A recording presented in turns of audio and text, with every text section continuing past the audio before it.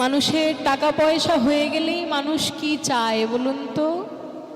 যে আমি যেখানে যেখানে যাব আমার পিছন পিছন যেন 14টা লোক ঘুরে বেড়ায়, নয় কি? ধন সম্পত্তির পরেই মানুষ যশ চায়। তাই মহাপ্রভু দ্বিতীয়তেই বলে দিলেন যে আমার ধন সম্পত্তিও লাগবে না এবং আমার জনমানবের ভিড়ও লাগবে না। না জানাং, আমার জনমানবেরও দরকার নাই। আর তৃতীয়তে কি? মানুষের যখনই একবার ভক্তদের একটা ফ্যান ফলোয়িং তৈরি হয়ে যাবে, তখন মানুষ কি চাইবে? যে আমার ফ্যান ফলোয়িং যারা রয়েছে তারা যেন আমার কথা শুনে চলে। মানুষকে নিজের কথা শোনাতে হলে কথা ভালোভাবে বলার প্রয়োজন হয়তো। আর কথা ভালোভাবে তারাই বলতে পারে যারা লেখাপড়ার মধ্যে থাকে, যারা পড়াশোনা করে তাদের কথা বলা দেখবেন তারা কথা বললেই তো বোঝা যায়। তাই মহাপ্রভু আমার তৃতীয়তে বললেন মানুষের যশ চলে আসার পরেই মানুষ ভালো কথা বলার চেষ্টা করে। তাই আমার তৃতীয়তে না সুন্দরী কবিতা, সুন্দরী কবিতাং মানে সুন্দর কাব্য শক্তি আমার প্রয়োজন নেই। এবার এই যে সুন্দরী কবিতাং, মায়েরা মন দিয়ে শুন, এই যে সুন্দরী কবিতাং জায়গাটা রয়েছে না শ্লোকে, এই শ্লোকটা তো দুটো লাইনে লেখা হবে। ধরুন উপরে লেখা হয় না ধনং না জনং না সুন্দরী, আর পরের লাইন থেকে শুরু হয় কবিতাং বা জগদীশ কাময়ে। তাহলে যখন একজন মানুষ প্রথমবার শ্লোকটা পড়ে তার চোখ গিয়ে কোথায় পড়বে? প্রথম লাইনে। আর প্রথম লাইনে লেখা হচ্ছে না ধনং না জনং না সুন্দরী, কবিতাংটা পরের লাইনে লেখা হচ্ছে। তাই মানুষের পড়ে কি মনে হয় জানেন? মানুষের পড়ে মনে হয় যে মহাপ্রভু বললেন আমার ধন সম্পত্তি চাই না, আমার মানুষজন চাই না, এবং আমার সুন্দরী স্ত্রীও চাই না। পড়লে তো মানুষ সুন্দরী কথাটা আগে পড়বে। তাই মানুষ ভেবে বসে যে সুন্দরী মানে মহাপ্রভু হয়তো সুন্দরী স্ত্রীর কথা বলছেন, কিন্তু এখানে তিনি তা কথা বলছেন না, কারণ তিনি সন্ন্যাসী মানুষ। সুতরাং এমনি তার সেই দিকে হৃদয় পৌঁছাবে না। তাই বললেন সুন্দরী কবিতা, মানে আমার সুন্দর কাব্য প্রতিভা, সুন্দর কবিতা লেখার প্রতিভা, সেটারও প্রয়োজন নেই। তাহলে তিনটে জিনিস মহাপ্রভুর কি কি চাই না সেগুলো আমাদের জানা হয়ে গেল। তাহলে মহাপ্রভুর চাই কি এবার বলব। মহাপ্রভু বললেন যে হে গোবিন্দ, তোমার চরণে সাধারণ মানুষ যা চায়, ধন সম্পত্তি জনমানব কাব্য শক্তি, তিনটির একটি জিনিসও আমার চাই না প্রভু। কিন্তু একটি জিনিস আমি চাই, এ পৃথিবীতে আমি যতবারই জন্মগ্রহণ করি না কেন, জন্ম জন্মান্তরে গোবিন্দের চরণে যেন আমরা পরা ভক্তি লাভ করি।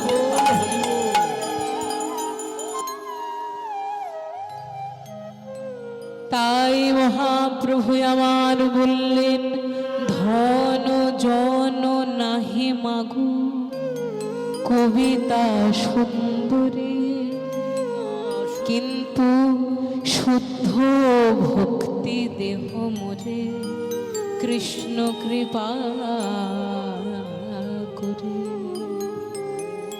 তাই আজ আমরা যখন সেই মহাপ্রভুর কীর্তন শুনতে এসেছি, আমাদের হৃদয় থেকে যেন গোবিন্দের চরণে একটাই প্রার্থনা যায় যে হে গোবিন্দ, পৃথিবীর সমস্ত মানুষ সমস্ত কিছু পেয়ে যাক কেন, আমার ওই সবে লোভ নেই, কিন্তু একটাই লোভ আমার থাকবে, জন্ম জন্মান্তরে তার চরণে যেন আমরা পড়ে থাকতে পারি। তাই আজ মহাপ্রভু আমার সুরধ্বনিতে আরে কিবার আজ সুরধুনী তীরে তীর মহাবিল সমবয় আলোক সঙ্গে ধুনি তীরে তীর মহাবিল সমবয় আলোক সঙ্গে সুরধুনী তীরে তীর মহাবিলসয় সমবয় বালক সঙ্গে। আর মহাপ্রভু সমবয় আলোক সঙ্গে নিজ পার্ষদগণকে সঙ্গে নিয়ে মহাপ্রভু সুরধুনির তীরে করতাল তালে ধ্বনিত হরি হরি ধ্বনি করতাল তালে ধ্বনিত হরি হরি আর করতাল তালে ধ্বনিত হরি হরি করতাল তালে ধ্বনিত হরি হরি আর নাচত নটবর ভক্তি সুরধুনী তীরে তীর মহাবিল সমবয় বালক সঙ্গে সুরধুনী তীরে তীর মহাবিলসয় সমবয় বালক সঙ্গে। মহাপ্রভু আমার নৃত্য করছেন, এমন সময় মহাপ্রভু ডেকে পাঠালেন নিজ পার্ষদ শ্রীবাস পণ্ডিতকে। শ্রীবাস পণ্ডিতকে ডেকে বললেন, শ্রীবাস, ভক্তগণের চরণ ধুলা যেখানেই পড়ে সেই স্থানেই নতুন বৃন্দাবন স্থাপিত হয়ে যায়। শ্রীবাস, তোমার এই শ্রীবাস অঙ্গন প্রত্যেক দিন নতুন নতুন ভক্ত এসে আমাদের সঙ্গে নাম সংকীর্তনে মেতে যায়। শ্রীবাস, তাই তোমার এই শ্রীবাস অঙ্গনও বৃন্দাবনের সমানই হয়ে উঠেছে। ওই দেখো আজকেও দুজন নতুন ভক্ত আমাকে দেখার জন্য এবং গোবিন্দের নাম করার জন্য এসেছেন।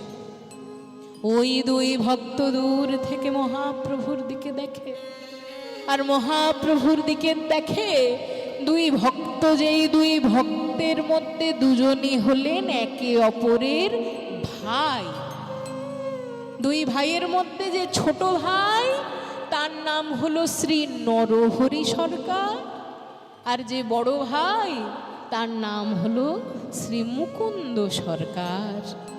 নরহরি সরকার দাদাকে ডেকে বলছে, ও দাদা, বলি ওই দেখো সুদূর বর্ধমান জেলা থেকে নদিয়া অবধি আমরা যাকে দেখার জন্য এলাম, ওই তো আমার গোরাই নাচে, ওই তো আমার গোরাই নাচে, ওই তো আমার গোরাই নাচে, ওই তো আমার গোরাই নাচে। আর ভক্তগণ সঙ্গে লয়ে ওই তো আমার গোরাই, ভক্তগণ সঙ্গে লয়ে ওই তো আমার গোরাই।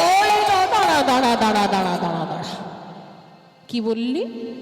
তুই দেখছিস মহাপ্রভুকে, কিন্তু আমি কি দেখছি জানিস? ওই তো গোরাই নাচে, ওই তো গোরাই নাচে, ওই তো গোরাই নাচে, ওই তো গোরাই নাচে। দুটো কথার মধ্যে তফাৎ কি থাকলো? নরহরি সরকার বলছেন যে ওই তো আমার গোরাই নাচে, আর মুকুন্দ সরকার বললেন ওই তো গোরাই নাচে। তাহলে কথা দুটোর মধ্যে তফাৎ থাকলো কোথায়? নরহরি সরকার বলছেন যে আরে বাবা দাদা, আমি এক্ষুনি বললাম ওই তো আমার গোরাই নাচে, তখন তুমি বললেন না আমি ভুল দেখছি, আর এখন তুমি নিজেই বলছো ওই তো গোরাই নাচে। আরে বাবা, আমি আমার শব্দটা বললাম, তুমি আমার শব্দটা বললে না, এতটুকুই তো পার্থক্য। তাহলে তুমি আলাদা আর কি দেখতে পেলে আমায় বলো। তখন মুকুন্দ সরকার বলছে, ভাই গো নরহরি, আমি যে কি কথা বললাম সেটা বুঝি তুমি মন দিয়ে শোনো নাই? আমি আবার বলি, তুমি দেখলে গোরাইকে নাচতে, কিন্তু আমি যে দেখছি ওই তো গো রাই নাচে, রাই নাচে, ওই তো গো রাই নাচে, ওই তো গো রাই নাচে, অন্তরেতে শ্যাম নাচে, ওই তো গো রাই, অন্তরেতে শ্যাম নাচে, ওই তো গো রাই নাচে, অন্তরেতে শ্যাম নাচে, ওই তো আমার গোরাই নাচে, অন্তরেতে শ্যাম নাচে, ওই তো গো রাই নাচে, তার অন্তরেতে শ্যাম নাচে, আর তার বাইরে আমার রাই নাচে, রাই নাচে, শ্যাম নাচে, বাইরে আমার রাই নাচে, অন্তরেতে শ্যাম নাচে, বাইরে আমার রাই নাচে, ওই তো গো রাই নাচে, ধ্বনি তীরে তীর মহাবিলয় সমবয় বালক সঙ্গে, সুরধুনি তীরে তীর মহাবিলয় সমবয় বালক সঙ্গে। তাই দুই ভাই আমার মহাপ্রভুর দিকে তাকিয়ে থাকে। মহাপ্রভুর কি আর জানতে বাকি আছে যে তার কাছে কারা কারা এসেছে? তাই মহাপ্রভু আমার শ্রীবাস পণ্ডিতকে ডেকে বললেন, শ্রীবাস, যাও ওদের গিয়ে বলে দাও, ওই দুই ভাইয়ের মধ্যে যার নাম নরহরি সরকার, সে চাইলে আমার সঙ্গে আসতে, সে চাইলে আমার সঙ্গে থেকে ভগবানের নাম নিতে পারে এবং সন্ন্যাস নিতে পারে। কিন্তু ওই দুই ভাইয়ের মধ্যে যার নাম মুকুন্দ সরকার, তাকে গিয়ে তুমি বলে দাও, 100 জন্ম তপস্যা করলেও মুকুন্দ সরকার আমার কৃপা পাবে না। শ্রীবাস পণ্ডিত বললেন, এ কি বললেন আপনি গৌরহরি? সবাই যে বলে যে আপনি নাকি দয়ার ঠাকুর, কিন্তু দয়ার ঠাকুর যদি আপনি হন, তাহলে যে আপনার কৃপা থেকে কেউ বঞ্চিত থাকে না প্রভু। তাহলে মুকুন্দ সরকারকে আপনি কেন এমন কথা বললেন? মহাপ্রভু বললেন, শ্রীবাস, আমি যে কথা তোমায় বললাম সেই কথা তুমি একবার মুকুন্দকে জানিয়ে দেখো, তারপর তুমি বুঝতে পারবে আমি সে কথা কেন বলেছি। তাই শ্রীবাস পণ্ডিত এসে প্রথমে নরহরি সরকারের কাছে গেলেন। নরহরি সরকারকে গিয়ে বললেন, আপনার নাম নরহরি, আপনার প্রতি মহাপ্রভু বলে পাঠিয়েছেন যে আপনি চাইলে অবশ্যই মহাপ্রভুর সঙ্গে থেকে হরিনাম সংকীর্তন করতে পারেন।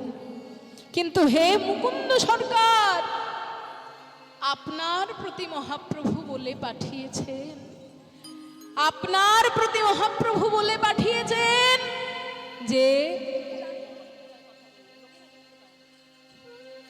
আপনার প্রতি মহাপ্রভু বলে পাঠিয়েছেন যে 100 জন্ম তপস্যা করলেও আপনি মহাপ্রভুর কৃপা পাবেন না।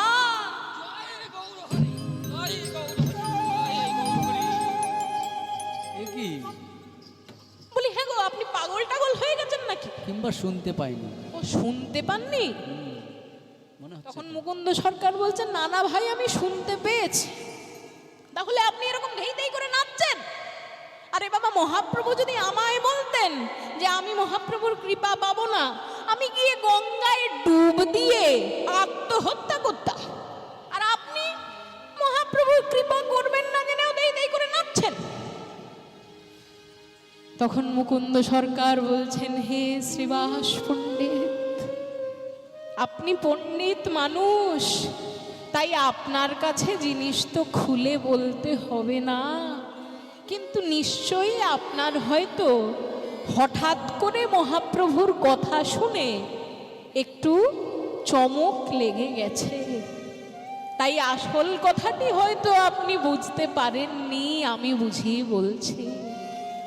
হে শ্রীবাস পণ্ডিত, পাগলও আমি হইনি, আর আমি কানে বধিরও হয়ে যাইনি, কিন্তু মহাপ্রভু আমার বড় দয়াময়, মহাপ্রভু আমার বড় দয়াময়, তাই বললেন 100 জন্মেও কৃপা পাব না। কিন্তু মহাপ্রভু তো এ কথা বলেননি যে আমি কোনো জন্মেই মহাপ্রভুর কৃপা পাব না। আমার 100 জন্ম না হয়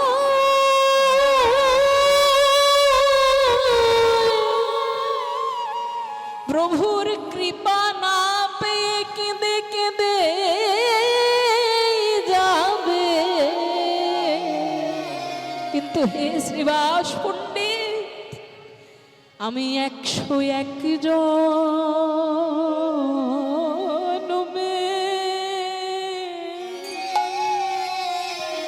আমি তার কৃপা পাবো। 101 জন্মে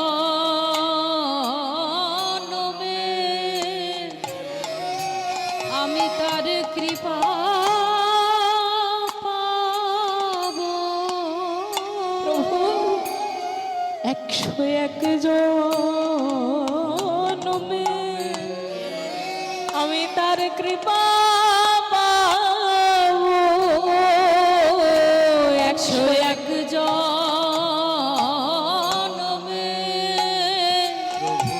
আমি তার কৃপা পাবো। হায় আমার 100 জন্ম, আমার 100 জন্ম না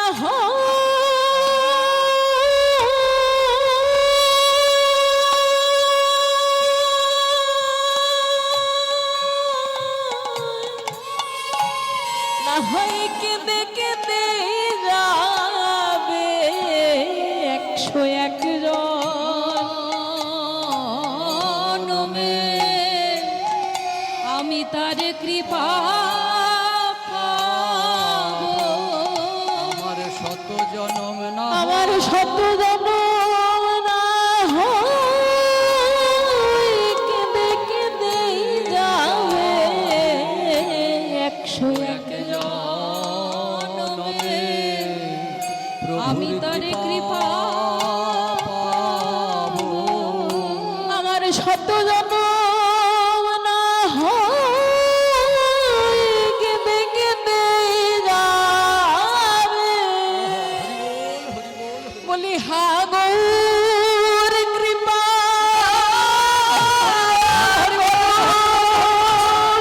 বলে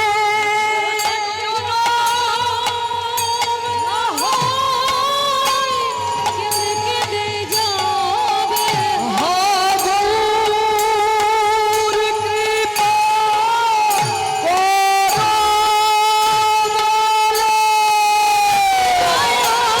হরে হরে কেঁদে কেঁদে যাবে।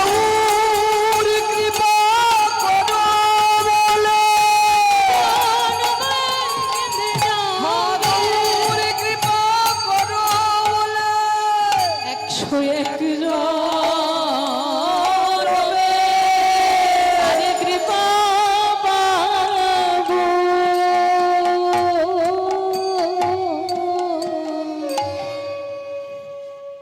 যেই না একবার মুকুন্দ সরকার এই কথা বলেছেন, অমনি মহাপ্রভু আমার শ্রীবাস অঙ্গন ছেড়ে সোজা এসে মুকুন্দ সরকারকে আলিঙ্গন করে বসলেন। আর মহাপ্রভু আমার যেই একবার মুকুন্দ সরকারকে জড়িয়েছে,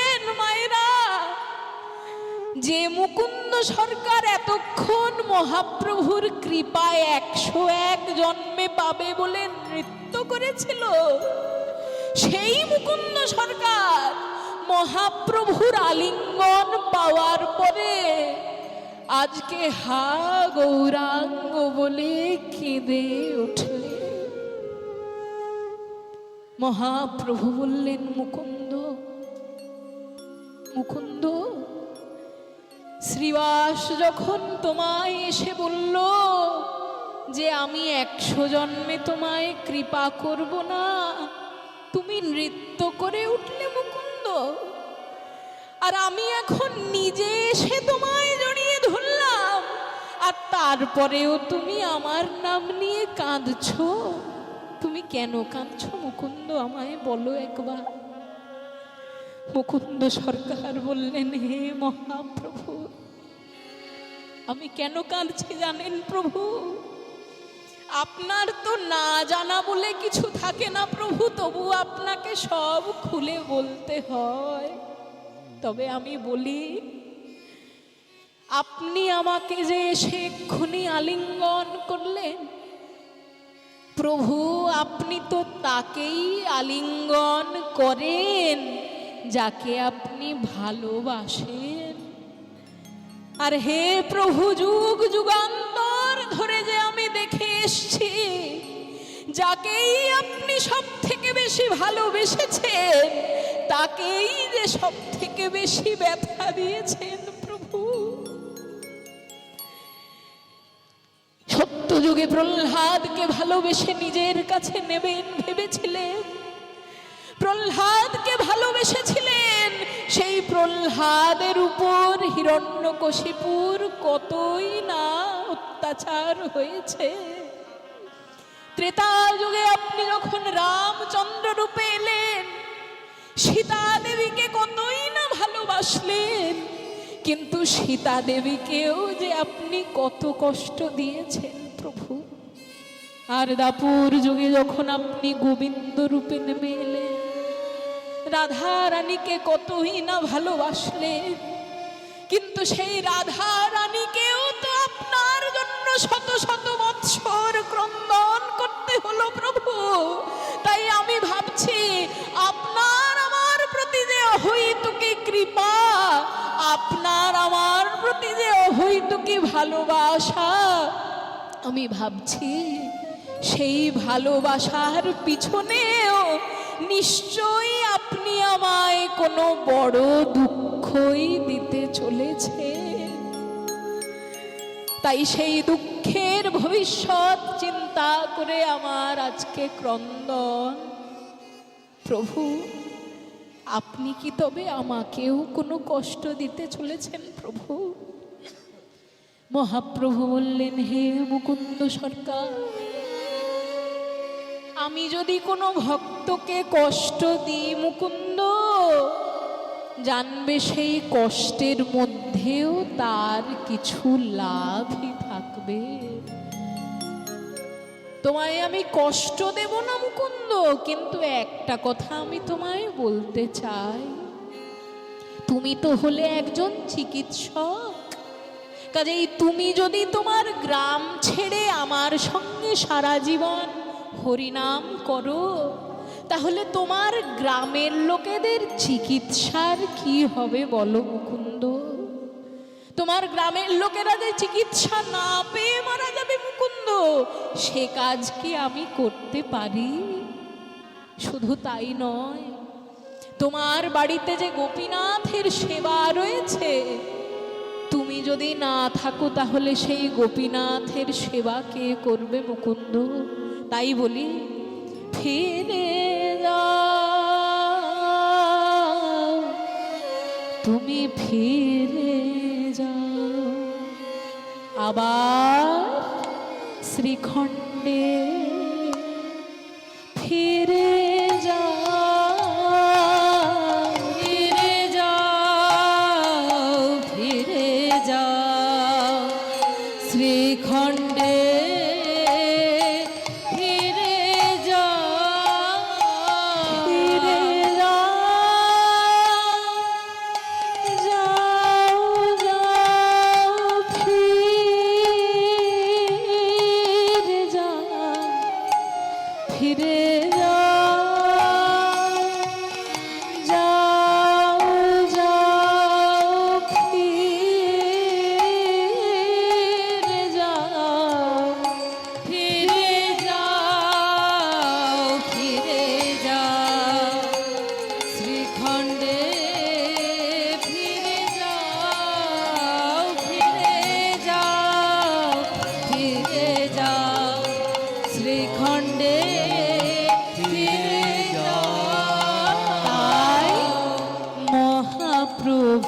আজ্ঞা পাইয়া আজ মুকুন্দ চলিল।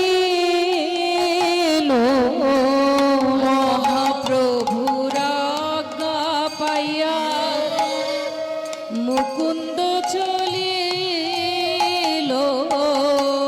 শ্রীখণ্ড রায়েতে আসে উপনীত হল। শ্রীখণ্ড গ্রামেতে আসি উপনীত হল। বলে বলো হরি নাম, বলে বলে হরি নাম। পথে যেতে যেতে যার দিকেই দেখে তাকেই বলে, ভাই গো, এই যুগে, এই কলিযুগে নাম বিনা যে আর কোনো গতি নাই ভাই, তাই আমার সঙ্গে একবার বলো দেখি। বলি ভজ শ্রীকৃষ্ণ, কহ শ্রীকৃষ্ণ, লহ শ্রীকৃষ্ণের নাম রে। ভজ শ্রীকৃষ্ণ, কহ শ্রীকৃষ্ণ, লহ শ্রীকৃষ্ণের নাম রে। ভজ শ্রীকৃষ্ণ, কহ শ্রীকৃষ্ণ, লহ শ্রীকৃষ্ণের নাম রে। ভজে না শ্রীকৃষ্ণ হরে, সে হয় আমার প্রাণ দে। যেই জনা শ্রীকৃষ্ণ ভজে, সে হয় আমার প্রাণ রে। একবার ভজ শ্রীকৃষ্ণ, কহ শ্রীকৃষ্ণ, শ্রীকৃষ্ণের নাম রে। ভজ শ্রীকৃষ্ণ, কহ শ্রীকৃষ্ণ, কহ শ্রীকৃষ্ণের নাম রে। বলছি মায়েরা, কিন্তু মহাপ্রভুর কাছ থেকে তিনি যখন একবার আজ্ঞা নিয়ে এলেন, মহাপ্রভু কি বলেছেন? জীবের দ্বারে দ্বারে গিয়া চরণে ধরিয়া, দ্বারে দ্বারে গিয়া জীবের চরণে ধরিয়া তুমি হরি নাম বিলাও। ফিরে যাও, ফিরে যাও শ্রীখণ্ডে, ফিরে যাও, ফিরে যাও, ফিরে যাও শ্রীখণ্ডে, ফিরে তাই যাও। পথে যেতে যেতে ভক্তদেরকে বলে যে, হে ভক্তগণ, শ্রী গোবিন্দের নাম নিয়ে তো আমরা কীর্তন করবই, কিন্তু যে প্রভুর জন্য এমন সুন্দর কৃষ্ণ নাম আমরা পেলাম, সেই প্রভুর নাম কি আমরা একবার নেব না? তাই সবাই আমার সঙ্গে গান দেখি একবার। ভজ গৌরাঙ্গ, কহ গৌরাঙ্গ, লহ গৌরাঙ্গের নাম রে। ভজ গৌরাঙ্গ, কহ গৌরাঙ্গ, লহ গৌরাঙ্গের নাম রে।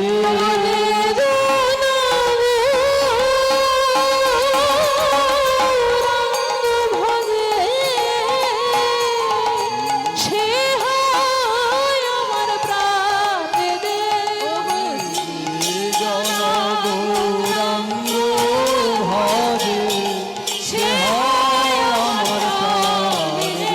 একবার ভজ গৌরাঙ্গ, কহ গৌরাঙ্গ, লহ গৌরাঙ্গের নাম রে। ভজ গৌরাঙ্গ, কহ গৌরাঙ্গ, লহ গৌরাঙ্গের নাম রে। একবার দিন গেলে হা গৌরাঙ্গ, যে বলে একবার রে। দিন গেলে হা গৌরাঙ্গ, যে বলে একবার রে। ওগো সে মতো আমার হয় আর আমি হই তার রে। ওগো সেই রনায়ার হরি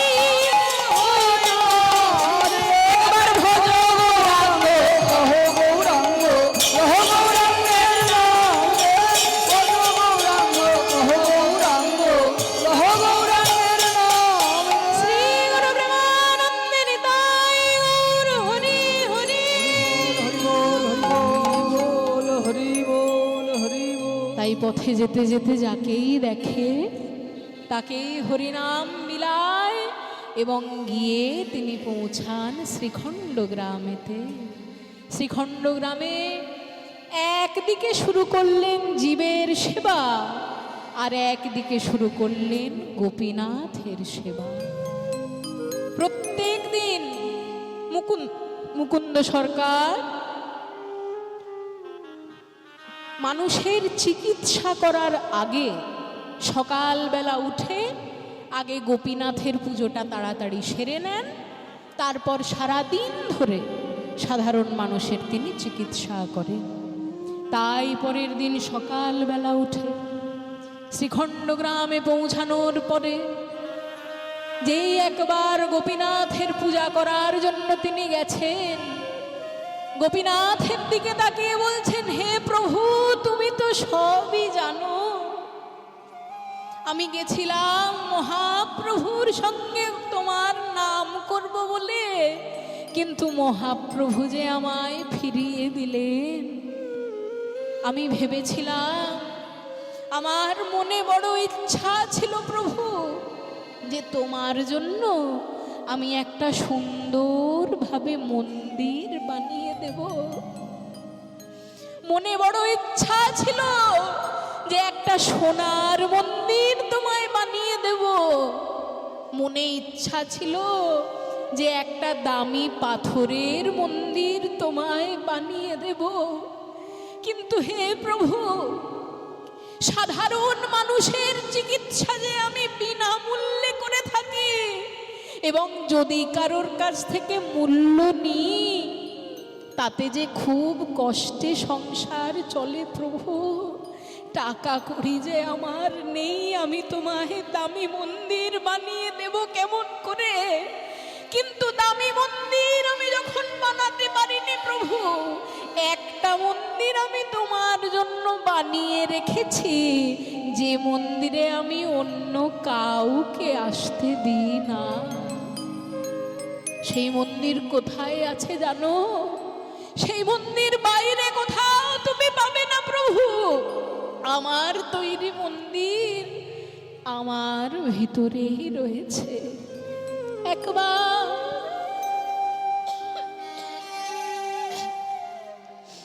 আমার মন্দিরে ওগো মদন মোহন, তুমি দাঁড়াবে না কে গো আসিয়া আমার মন্দিরে মদন মোহন, দাঁড়াবে নাকি দাঁড়াবে না কে গো আসিয়া আমার মন্দিরে মদন মোহন, দাঁড়াবে নাকি গো আসিয়া? আমি তব নাম লই ভাসি আঁখি নিরে, তব নাম লয়ে ভাসি আখি নিরে, তব নাম লই ভাসি আঁখি নিরে, তব নাম লয়ে ভাসি আখি নিরে। আমি কাঁদি তব নাম লয়ে, আমি কাঁদি, আমি কাঁদি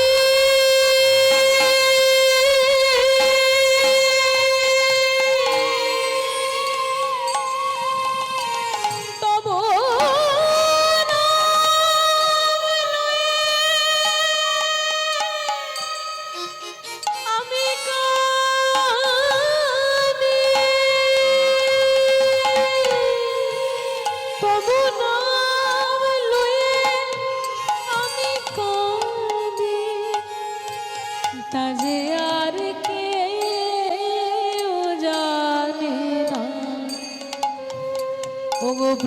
শুধুই আমি জানি, আর তুমি জানো।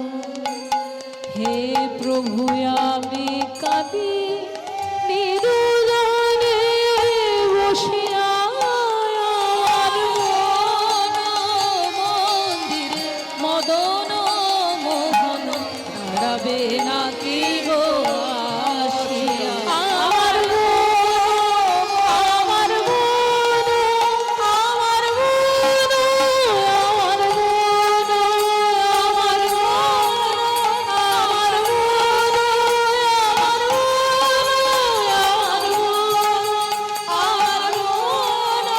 আমার মন, আমার মন, আমার মন্দিরে মদন মোহন দাঁড়াবে নাকি গো আসিয়া। আমার মন্দিরে মোহন দাঁড়াবে নাকি গো আসিয়া। গোপীনাথের পূজা শেষ করে মুকুন্দ সরকার বাইরে এসে দাঁড়ালেন। বাইরে এসে দাঁড়িয়ে সবার আগেই সবাইকে জিজ্ঞাসা করলেন, ওগো ভাইয়েরা, তোমরা যারা যারা আমার কাছে চিকিৎসা করানোর জন্য এসেছো, তাদের মধ্যে কারা একেবারেই টাকা দিতে পারবে না, তারা হাত তুলো দেখি। এবার শুনুন, যদি আপনাদের সামনে এসে কেউ বলে যে আপনাদের মধ্যে কারা কারা ভিআইপি টিকিট কেনার মতন টাকা রাখেন, তারা হাত তুলুন। আর কারা কারা ভিআইপি টিকিট কাটার মতন টাকা রাখেন না, তারা হাত তুলুন। তখন আপনাদের মনের ভিতর কি আসবে? যে যারা ভিআইপি টিকিট কাটতে পারবে তারা আগে ভগবানকে দেখে চলে আসতে পারবে, তাই তো? যাদের কাছে টাকা আছে তারাই মন্দিরে আজকাল আগে যেতে পারে। কাজেই যারা যারা ভাবলো যে না বাবা আমাকে তাড়াতাড়ি চিকিৎসা করিয়ে চলে যেতে হবে, ও টাকা না হয় একটু খরচা হবে হোক, তাই জন্য সবাই কেউ কেউ হাত চাইলেও তুলল না। যেহেতু বলেছেন যে কারা টাকা দিতে পারবে না হাত তোলো, তাই তারা সবাই ভাবলো যারা টাকা দিতে পারবে না তাদেরকে হয়তো সবার শেষের জন্য রেখে দেবে, তাই আমি বাবা হাত তুলবো না, আমি হাত নামিয়ে রাখি। সবার মধ্যে একজন মাত্র হাত তুলেছে যে টাকা দিতে পারবে না। তাহলে সবাই ভাবলো ওই দেখ ওই দেখ, ওই ফকির বাবাকে মনে হয় সবার শেষে চিকিৎসা করতে হবে রে, আমরা তাড়াতাড়ি চিকিৎসা করে বেরিয়ে যাব। সেই সময় মুকুন্দ সরকার বললেন, ভাইয়েরা, যারা আমার কাছে চিকিৎসা করানোর জন্য এসেছো, কিছু মনে করো না।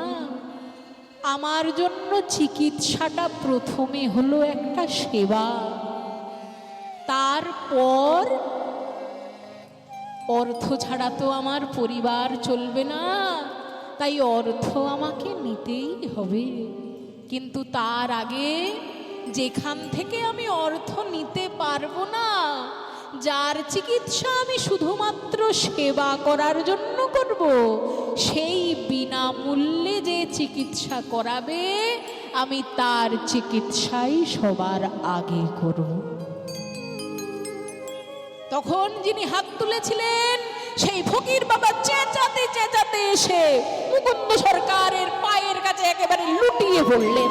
বললেন, হে কবিরাজ মশাই, কবিরাজ মশাই, তাড়াতাড়ি আপনি আমার দিকে একবার দেখুন। গত 2 সপ্তাহ ধরে আমার পেটের ব্যামো চলছে, এত পেটে ব্যথা, সারা বাংলার চিকিৎসকের কাছে গেছি, কেউ চিকিৎসা করতে পারছে না। আপনার প্রচুর নাম শুনেছি, তাই দয়া করে আপনি আমার পেটের চিকিৎসা তাড়াতাড়ি করে দিন। তখন মুকুন্দ সরকার বললেন, ফকির বাবা, চিন্তা আপনাকে করতে হবে না। আপনি এক কাজ করুন, আপনি নিজের উপরের জামাটা খুলে একবার মাটিতে শুয়ে পড়ুন দেখি। কি বললেন? জামা খুলে মাটিতে শোবো? মুকুন্দ সরকার বললেন, হ্যাঁ, জামাটা খুলুন, মাটিতে শুয়ে যান, তাহলে তো আমি আপনাকে কবিরাজি ওষুধটা ভালোভাবে দিতে পারবো। তাই সেই ফকির বাবা উপরের ফতুয়াটা খুলে মাটিতে শুয়ে পড়লেন। যেই একবার মাটিতে শুয়ে পড়েছে, শুয়ে পড়ার পরেই মুকুন্দ সরকারকে বললেন, কবিরাজ মশাই, আপনার এই মাটিতে কি কোনো ওষুধ দেওয়া আছে? কারণ যে পেটের ব্যথা এতদিন ধরে কেউ সারাতে পারছিল না, আপনার মাটিতে শোয়ার সঙ্গে সঙ্গেই অর্ধেক ব্যথা যে আমার সেরে গেল। মুকুন্দ সরকার বললেন, না না, কবিরাজি ওষুধ তো অন্য কাউকে দিতে গিয়ে হয়তো মাটিতে একটু পড়ে গেছিল, এই নিন আসল ওষুধটা এবার খেয়ে নিন। জয় শ্রী গৌর হরি। জয় শ্রী গৌর হরি, জয় শ্রী গৌর হরি। যেই একবার ওষুধ খাইয়ে দিয়েছে, অমনি ফকির বাবা লাফিয়ে উঠে একেবারে বলেন, হ্যাঁ গো মুকুন্দ কবিরাজ, আপনার এক দাগ ওষুধে আমার 3 সপ্তাহের পেটের ব্যথা একেবারে সেরে গেল কি করে? এতদিন ধরে এত চিকিৎসক আমাকে এত এত ওষুধ খাওয়ালো, আজ পর্যন্ত কেউ পেটের ব্যথা ঠিক করতে পারলো না, আর তোমার একটা ওষুধেই আমার সমস্ত পেটের ব্যথা চলে গেল? না না না, এত বড় চিকিৎসক তুমি যদি হয়েছো, তাহলে তোমাকে তো শ্রীখণ্ড গ্রামে ফেলে রাখা যাবে না, কালকেই তুমি আমার সঙ্গে রাজধানী গৌড়ে যাবে। তখন মুকুন্দ সরকার হেসে ফেলে, বলছেন, বলেন কি ফকির বাবা, আমি আপনার সঙ্গে গৌড়ে যাব? সংসার পাতি সমস্ত কিছু ছেড়ে দিয়ে আমি আপনার সঙ্গে পথে পথে ঘুরে বেড়াবো, এই কি আমার কাজ হবে? তা করলে কি হবে ফকির বাবা? কিন্তু আপনার মনে হয়েছে এটাই বড় কথা, আমি আপনার সঙ্গে কি আর গৌড়ে যেতে পারি? কে আপনি? আপনি কোথায় কোথায় ঘুরে বেড়াবেন, আমিও আপনার সঙ্গে কি এরকম ভাবে ঘুরে ঘুরে বেড়াতে পারবো? তখন সেই ফকির বাবা বললে, মুকুন্দ কবিরাজ, আর তো তোমার কাছে পরিচয় গোপন করে কোনো লাভ আমার হবে না। আমি আমার মন্ত্রীদের কাছে শুনেছিলাম যে শ্রীখণ্ড গ্রামে নাকি মুকুন্দ সরকার বলে একজন চিকিৎসক রয়েছেন, যিনি নাকি খুব ভালো চিকিৎসক, কিন্তু গরিব দুঃখীদের চিকিৎসা তিনি নাকি বিনামূল্যে করেন। আমার বিশ্বাস হয়নি, আমার বিশ্বাস হয়নি, তাই আমি এসে নিজে পরীক্ষা করতে চেয়েছিলাম, আর এসে দেখলাম সত্যিই তাই। বিনামূল্যে তুমি আমার চিকিৎসা যখন করে দিয়েছো, আর আমার চিকিৎসা যখন হয়েই গেছে, আর আমি তোমার কাছে পরিচয় গোপন করব না। আমি কোনো ফকির টকির নই, আমি হলাম সারা বাংলার নবাব আলাউদ্দিন হুসেন শাহ।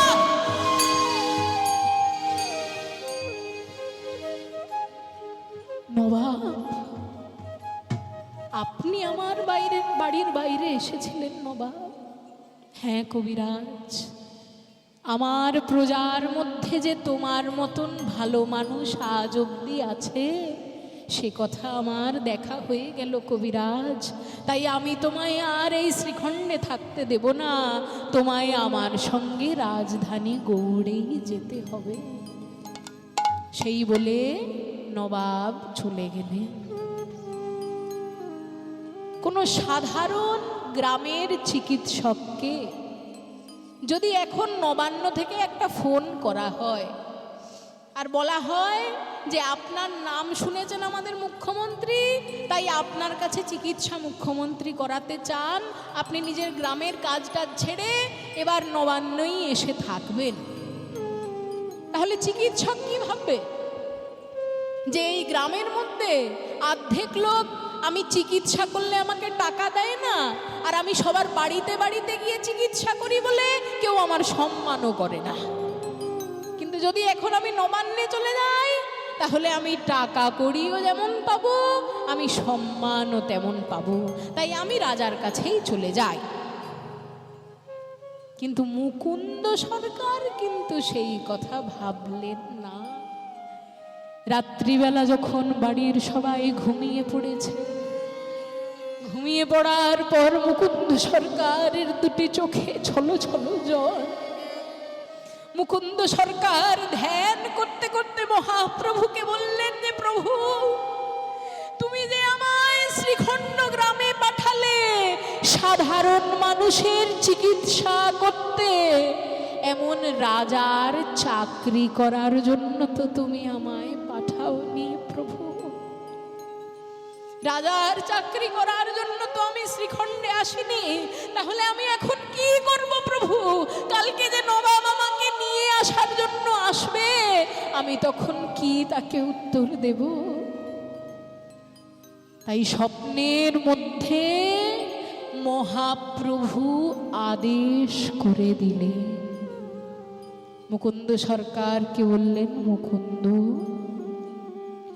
গোবিন্দের ভক্তের উপর থেকে গোবিন্দের কৃপা কখনো যায় না। গোবিন্দ যদি চেয়েছেন তুমি শ্রীখণ্ডের থেকে গৌড়ে যাবে, তাহলে গোবিন্দ যখন আবার চাইবেন তুমি গৌড় থেকে আবার শ্রীখণ্ডেই ফিরে আসবে। চিন্তা করো না, কালকে তুমি নবাবের সঙ্গে রাজধানীতেই চলে যাও। তাই সকালবেলা উঠে নবাব যখন দরজার সামনে এসে মুকুন্দকে নিয়ে যাবেন বলে দাঁড়িয়েছে, তখন মুকুন্দ সরকার বললেন, নবাব, আমি আপনার সঙ্গে রাজধানীতে যেতে প্রস্তুত, কিন্তু আমার দুটো শর্ত আছে। দুটো শর্ত কি জানেন? প্রথম শর্ত হলো এই যে আমি কিন্তু আপনার সঙ্গে আপনার রাজপ্রাসাদে থাকতে পারবো না। সাধারণ মানুষের সাথে থেকেছি তো আমি, রাজপ্রাসাদে আমি থাকতে পারবো না। তাই আপনাকে কিন্তু আমাকে একটা মাটির কুটির তৈরি করে দিতে হবে। সেই মাটির কুটিরে আমি প্রত্যেকদিন গোপীনাথের পূজা করতে চাই। নবাব বললেন, তাই হবে কবিরাজ, আর কি চাও বলো? আর আমি আপনার সঙ্গে রাজধানীতে যাচ্ছি, তার মানে কিন্তু আপনি এই ভাববেন না যে আমি শুধু আপনারই চিকিৎসা করব। আপনার গৌড়ে সাধারণ দিন দুঃখী মানুষ যারা চিকিৎসা বাকিদের কাছে করাতে পারে না, আমি কিন্তু তাদেরও চিকিৎসা করব নবাব। নবাব বললেন, তাই হবে কবিরাজ, চলো তুমি আমার সঙ্গে গৌড়ে। তাই রাজধানীতে গিয়ে কুটিরের মধ্যে গোপীনাথের সেবা শুরু করলেন, এবং গোপীনাথের সেবা করতে করতে তিনি নিজের পূর্বের ভাবে বিভাবিত হয়ে যেতেন। এই মুকুন্দ সরকার তো আসলে পূর্বজন্মে ছিলেন বৃন্দাবনেরই গোপী। তাই মনে মনে চিন্তা করলেন যে না, আমি আমার গোপীনাথকে একবার ভালোভাবে নিজের হাতেই সাজাবো। তাই গোপীনাথকে সাজাতে সাজাতে গোপীভাবে গোপীনাথের দিকে তাকিয়ে গোপীনাথের গান গাইছেন। বলি পরাণ সখী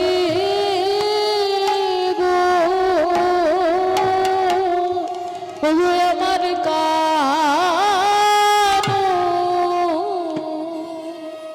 আমার আমার আমার কানু সে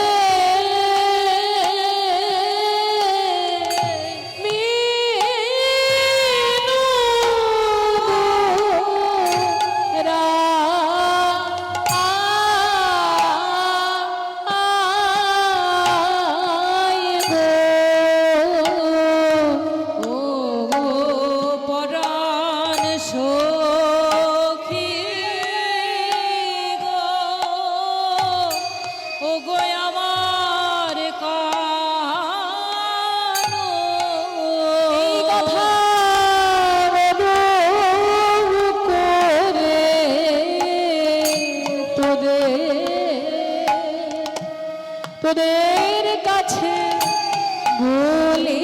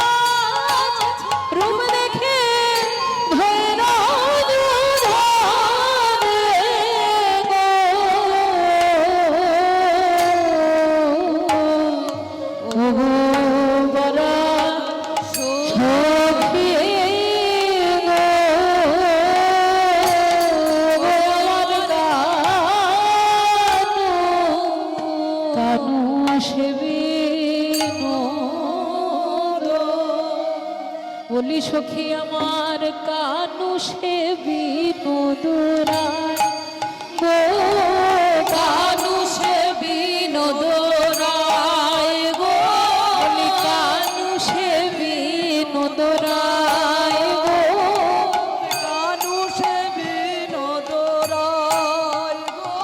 কথা গরম করে বলতে পারি কানু সে বিনোদরায় গর্ব করে বলতে পারি কানু সে বিনোদরায় গো। পদটি এমন সুন্দর পদ যে পদে গোবিন্দের মাথা থেকে চরণ অবধি বর্ণনা করা আছে। মাথা থেকে চরণ মানে কেমন? মাথায় সবার উপরে কি থাকে মায়েরা? মাথার মানে মানুষের শরীরের সবার উপরে কি থাকে? সবার উপরে কেশ। তাহলে তার বিনোদ চিকুরে বিনোদ বরিহা বিনোদ চিকুরে বিনোদ বরিহা বিনোদ চিকুরে বিনোদ বরিহা বিনোদ চিকুরে বিনোদ বরিহা হায় উড়িছে বিনোদ বায় ও বরিহা উড়িছে বিনোদ বায় ও বরিহা উড়িছে বিনোদ বায় ও বরিহা উড়িছে বিনোদ বায় আহা কানু সে বিনোদ রায় গো কানু সে বিনোদ রায় বিনোদ চিকুরে বিনোদ বরিহা চিকুর মানে চুল আর বরিহা মানে বরিহা শব্দটা সংস্কৃতে বলা হয় না বরহা পীড়ম নট বর বপুঃ কর্ণयो কর্ণিকারম বরহা পীড়ম বরহা মানে হলো ময়ূরের পালক। তাহলে তার চিকুর মানে চুলের উপরে ময়ূরের পালক দিয়ে একটা চূড়া তৈরি করা আছে। তারপর কি আছে? ও তার বিনোদ কপালে বিনোদ তিলক বিনোদ বিনোদ সাজে গো বিনোদ কপালে বিনোদ তিলক বিনোদ বিনোদ সাজে গো আর বিনোদ ধরে বিনোদ মুরলি বিনোদ ধরে বিনোদ মুরলি বিনোদ ধরে বিনোদ মুরলি বিনোদ ধরে বিনোদ মুরলি মুরলি রব যেই একবার গোবিন্দ আমার করতে লাগলেন ছেড়ে দাও। তাহলে বংশীধ্বনি যখন গোবিন্দই আমার করলেন, অধরের পরে কি আসে? গলা। গলায় কি আছে? আহা তার বিনোদ গলায় বিনোদ মালা, বিনোদ বিনোদ তোলে গো, বিনোদ গলায় বিনোদ মালায়, বিনোদ বিনোদ তোলে গো। আর কোন বিনোদিনী বিনোদ মাধুরী রেখেছে বিনোদ ফুলে গো, কোন বিনোদিনী বিনোদ মাধুরী রেখেছে ফুলে গো। না দোলাতে মালায় আপনি দোলে, না দোলাতে মালায় আপনি দোলে। মালার গুণে গোবিন্দের গলায় যে মালাটা রয়েছে, সেই মালা গোবিন্দ নিজে না দুললেও মালা দুলছে। তাহলে মালার গুণে নাকি গলার গুণে? পদকর্তা বলছেন মালাটি যে দুলছে তাতে মালার গুণও নয়, গলার গুণও নয়। যে অনুরাগিনী নিজের হৃদয়ের সমস্ত অনুরাগ উজাড় করে দিয়ে গোবিন্দের জন্য মালাটি গেঁথেছে, সেই অনুরাগিনীর অনুরাগের গুণেই মালা দুলছে, নানা মালার গুণে, নানা গলার গুণে নয়। ও যে অনুরাগিনীর অনুরাগের গুণে, মালার গুণে নাকি গলার, অনুরাগের গুণে, মালার গুণে নাকি গলার গুণে, অনুরাগের গুণে। না দোলাতে মালায় আপনি দোলে, বিনোদ গলায় বিনোদ মালা, বিনোদ বিনোদ ফুলে গো, বিনোদ বিনোদিনী বিনোদ মাধুরী গেঁথেছে বিনোদ ফুলে গো, বিনোদিনী বিনোদ মাধুরী গেঁথেছে বিনোদ ফুলে গো, গেঁথেছে বিনোদ ফুলে গো। আচ্ছা, গলার পরে কি আসে মায়েরা? কোমর। তাহলে কোমরে কি আছে? তার বিনোদ কোটিতে বিনোদ ধটিতে বিনোদ বিনোদ সাজে গো, বিনোদ কোটিতে বিনোদ ধটিতে বিনোদ বিনোদ সাজে গো। আর বিনোদ চরণে বিনোদ নুপুর, বিনোদ চরণে বিনোদ নুপুর, বিনোদ বিনোদ বাজে অনুপুর, বিনোদ বিনোদ বাজে অনুপুর, বিনোদ বিনোদ বাজে অনুপুর, বিনোদ বিনোদ বাজে গো। আহা বিনোদ বিনোদ বাজে গো। এতক্ষণ মুকুন্দ সরকারের চোখ ছিল গোপীনাথের দিকে। এবার একটু মন দিয়ে শুনবেন ঘটনাটা কি ঘটল। মুকুন্দ সরকারের চোখ এতক্ষণ ছিল গোপীনাথের দিকে, আর গোপীনাথের কোথায়? গোপীনাথের চূড়ার দিকে। আর গোপীনাথের চূড়ায় কি থাকে মায়েরা? ময়ূরের পালক, তাই না? গোপীনাথের চূড়ায় থাকে ময়ূরের পালক। এতক্ষণ তার মন ছিল গোপীনাথের ময়ূরের পালকের দিকে। আর এই সময় ঘটল এক ঘটনা। ঘটনা ঘটল এই যে সেই দিকে নবাবের হঠাৎ ইচ্ছা হলো যে শুনেছি মুকুন্দ সরকার নাকি কৃষ্ণের পূজা খুব ভালো করতে পারে। এবার কৃষ্ণ পূজা কেমন ভাবে করে সেসব তো আমি কখনো দেখিনি, তাহলে আজকে একবার গিয়ে দেখি কৃষ্ণের পূজা মুকুন্দ কেমন ভাবে করে। তাই নবাব মুকুন্দের কুটিরের দরজার সামনে এসে দাঁড়ালেন। আর মুকুন্দের কুটিরের দরজার সামনে গিয়ে দেখেন মুকুন্দ তখনও গান গেয়ে চলেছেন। আসলে মুকুন্দ সরকার তো পূর্বের ভাবে বিভাবিত, তাই পৃথিবীর কোনো কথা আর তার মনে নেই। তিনি তখনও গোপীনাথের চূড়ার দিকে তাকিয়ে গান গাইছেন। কহে যদুনাথ বিনোদ নাগর বিনোদ কদম্ব তলে গো, কহে যদুনাথ বিনোদ নাগর বিনোদ কদম্ব তলে গো। আর কত বিনোদিনী বিনোদে হেরিয়া, বিনোদিনী বিনোদে হেরিয়া, আর কত বিনোদিনী বিনোদে হেরিয়া, কত বিনোদিনী বিনোদে তাদের কলসি ভাসাইল জলে, ওগো তাদের কলসি ভাসাইল জলে, ওগো তাদের কলসি ভাসাইল জলে, ওগো তাদের কলসি ভাসাইল জলে, কলসি ভাসাইল জলে। গোবিন্দকে দেখে ব্রজগোপীরা যে কলসি ভাসিয়ে দিয়েছিল, সে কিসের কলসি গো মায়েরা? মাটির কলসি না পিতলের কলসি না সোনার কলসি? বলে কোনোটাই যে নয়।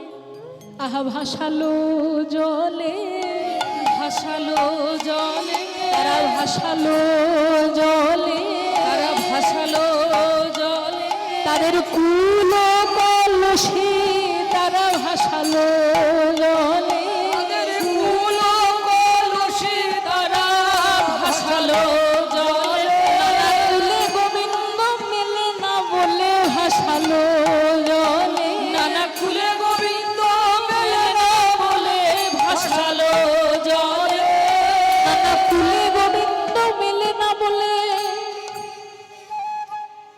জাতি কুলে গোবিন্দ মেলে না বলে, বলি একবার আকুল প্রাণে নামা দিলে কুলে গোবিন্দ মেলে না বলে, আকুল প্রাণে নামা কুলে গোবিন্দ মেলে না বলে, আকুল প্রাণে নামা কুলে গোবিন্দ মেলে না বলে। ভাসালো জলে কলসি ভাসাইল জলে গো, কলসি ভাসাইল জলে। এতক্ষণ মুকুন্দ সরকারের চোখ দিল গোপীনাথের সেই চূড়ার ময়ূরের পালকের দিকে, আর পিছন দিকে নবাব এসে যখন দাঁড়িয়েছেন, নবাবের দুদিকে একজন দাস এবং একজন দাসী হাতে দুটো পাখা নিয়ে দাঁড়িয়েছিল। নবাবকে হাওয়া দেবে বলে দুটো পাখা হাতে রেখেছে, আর সেই পাখাগুলিও ময়ূরের পালক দিয়েই তৈরি। এমন সময় নবাব হুঙ্কার ডেকে উঠলেন মুকুন্দ সরকারকে, মুকুন্দ! আর মুকুন্দ সরকার, যার এতক্ষণ ভাব ছিল গোপী ভাব, হঠাৎ করে মুকুন্দ নাম শুনে যেই একবার গোপীনাথের চূড়ার থেকে পিছন দিকে ঘুরতে যাবেন, নবাবের মুখের দিকে না তাকিয়ে ওই পাখার ময়ূরের পালকের দিকে তাকিয়ে যে কটি ময়ূরের পালক, সেই কটি গোবিন্দ মদন দর্শন করে সহ্য করতে না পেরে আছাড় খেয়ে পড়লেন। হে কৃষ্ণ করুণা সিন্ধু দীনবন্ধু জগৎপতে গোপীশ গোপিকা কান্ত রাধা কান্ত নমস্তুতে। কৃষ্ণ কৃষ্ণ কৃষ্ণ কৃষ্ণ।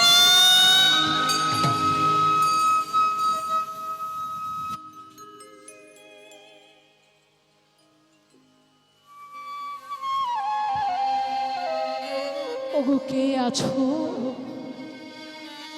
আমার মুকুন্দের মুখে একটু জলের ছিটে দাও। আমার মুকুন্দ যে অজ্ঞান হয়ে পড়ে গেছে, কেউ একবার একটু জলের ছিটে দাও।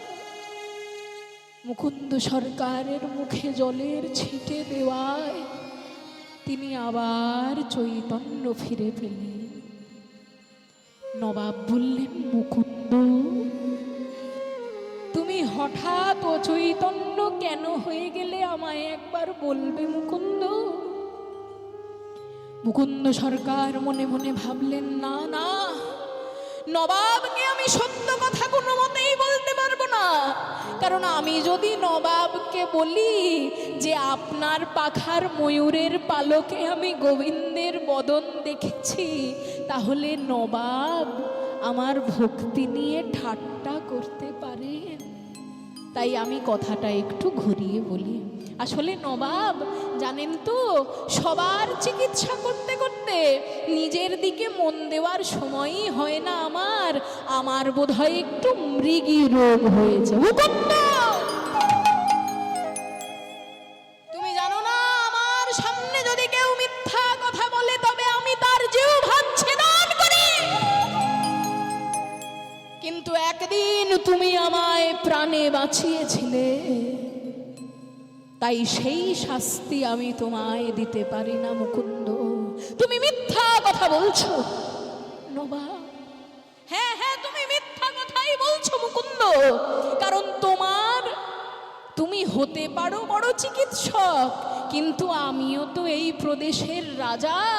প্রজাদেরকে দেখতে দেখতে আমারও অনেকটা চিকিৎসা জানা হয়ে গেছে মুকুন্দ।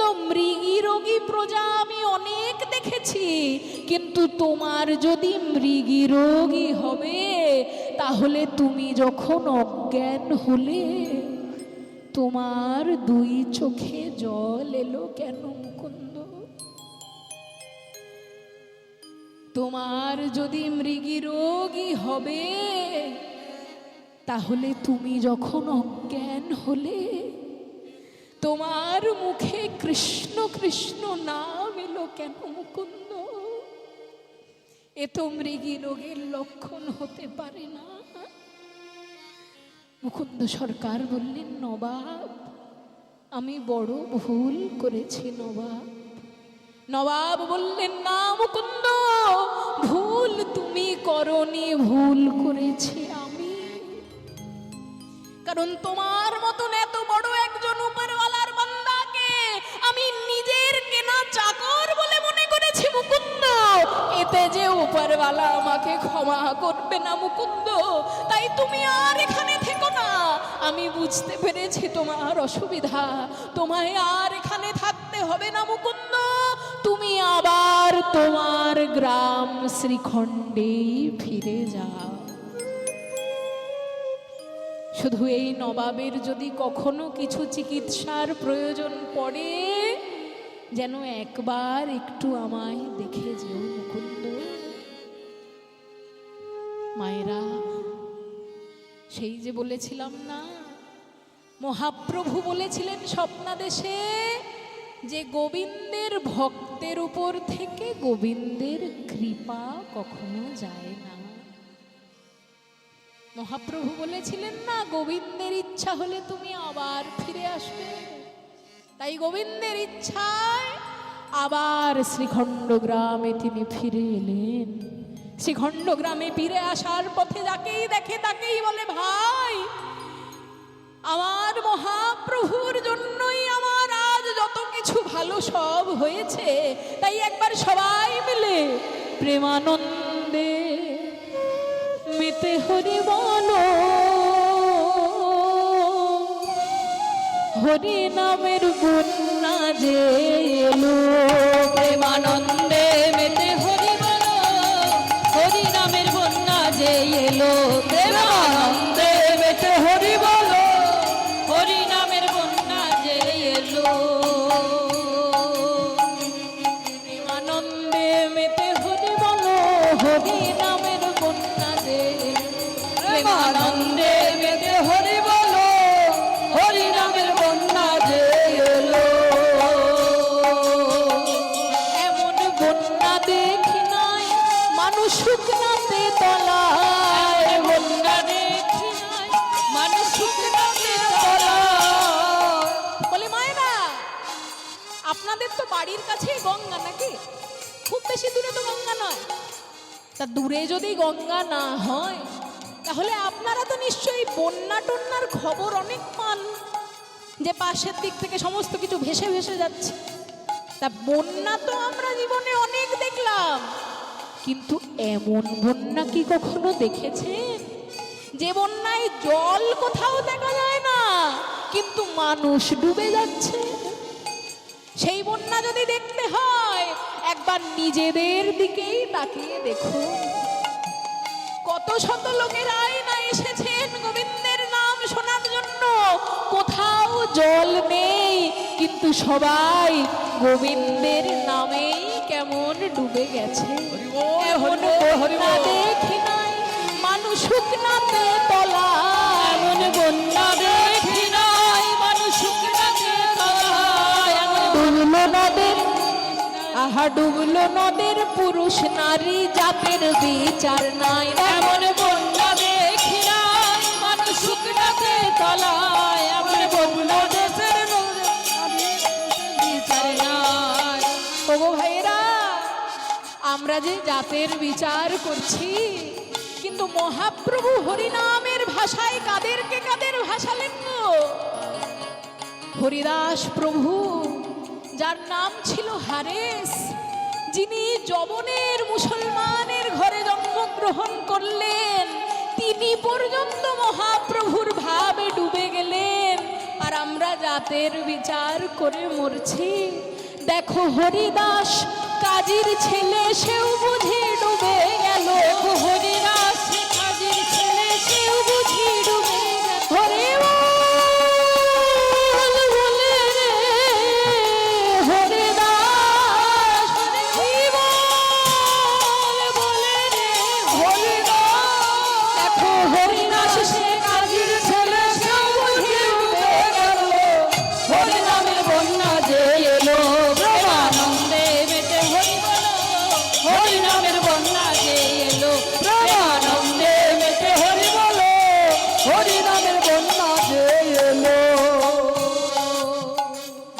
বলি মায়েরা, বন্যা তো অনেক দেখেছেন।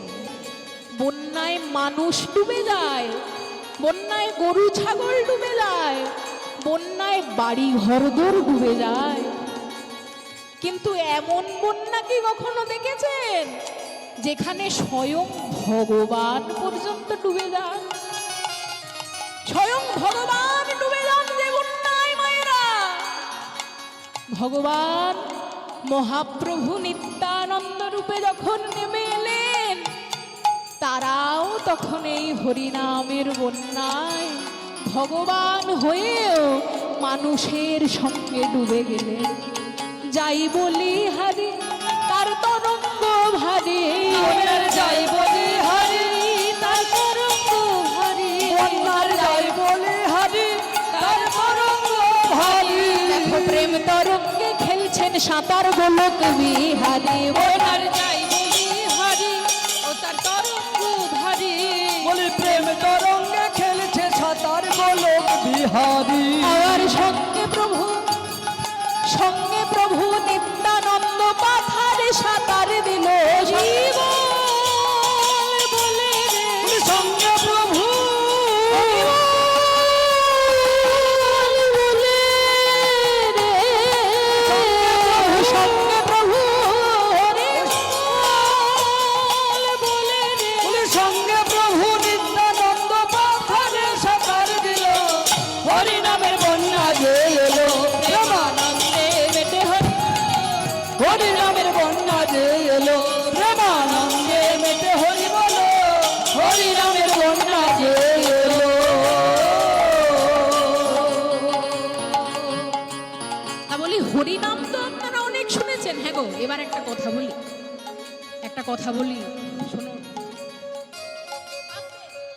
হরিনাম এই যে গানটি, এই গানটা তো আমরা সবাই শুনে থাকি, কিন্তু এই গানটা কার লেখা আমরা সেটা হয়তো সবাই জানতে পারি না। তাহলে এই গানটা কার লেখা এবার বলি। এই গানের এমন মহিমা, এই গানের এমন মহিমা যে জড় বস্তু পর্যন্ত নামে ডুবে যায়। তার সব থেকে বড় উদাহরণ, এই মাইকটাও কিছুক্ষণ আগে ডুবে গেল। হ্যাঁ গো, অন্য কোনো সময় মাইক পড়লো না, এই সময় ডুবে গেল কেন? কারণ হরিনামে ডোবার জন্য এই মাইকটাও পর্যন্ত তখন থেকে ভাবছিল। সারাদিন ধরে কত কীর্তনিয়ারা এই মাইকে গান গাইবেন, তা মাইকের ভিতরে কি আর গৌরাঙ্গের প্রেম আসবে না? তাই সেই মাইক পর্যন্ত ডুবে যাচ্ছে হরিনামের বন্যায়। যাই হোক, সে তো মানুষের ভাবের কথা। যাই হোক, এবার ব্যাপার হলো যে এই এত সুন্দর নাম, সেই নাম লেখা যার, তার নাম হলো স্বর্গীয় শ্রী সন্তোষ কুমার ভট্টাচার্য মহাশয়। এই সন্তোষ কুমার ভট্টাচার্য মহাশয় ছিলেন আমার ঠাকুর দাদা। সেই আমার ঠাকুর দাদার লেখা এমন সুন্দর গান সবার মুখে মুখে ঘুরে বেড়ায়, কিন্তু কেউ জানতেও পারে না তা কার লেখা। তাই একটু পরে যখন আমি ওনার নাম শুনে প্রণাম জানাবো, আমরা সবাই যেন তার চরণে একবার প্রণাম জানাই।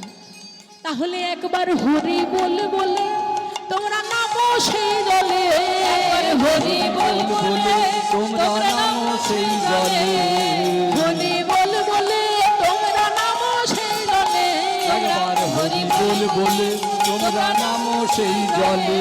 বলি ডুবলো যে জন, ডুবলো যে জন পেলু রতন সন্তোষ তাই বলে, আহা ডুবলো যে জল পেল রতন সন্তোষ তাই বলে, যে জন পেল রতন তাই বলে। ডুবলো যে জন পেল রতন সন্তোষ তাই বলে, আবার ডোবার মতো বাবা বাবা বাবা, ডোবার মতো যে ডুবেছে সেই ডুবে রতন পেল, ডোবার মতো যে ডুবেছে সেই ডুবে রতন পেল। ডোবার মতো হরি বল বলে রে, ডুবার মতো ডোবার মতো যে ডুবেছে সেই ডুবে রতন পেল। বন্যা যে এলো প্রেমানন্দে মেতে হরি বলো, হরি নামের বন্যা যে এলো প্রেমানন্দে মেতে হরি বলো, হরি নামের বন্যা যে এলো। শ্রী গুরু প্রেমানন্দে নিতাই গৌর হরি হরি বল। তাই মুকুন্দ সরকার যে পথেই যায় সেই পথেই তাকে দিয়ে হরি নাম গাওয়াতে গাওয়াতে যায়। আর যেতে যেতে করেন কি, মহাপ্রভু আমার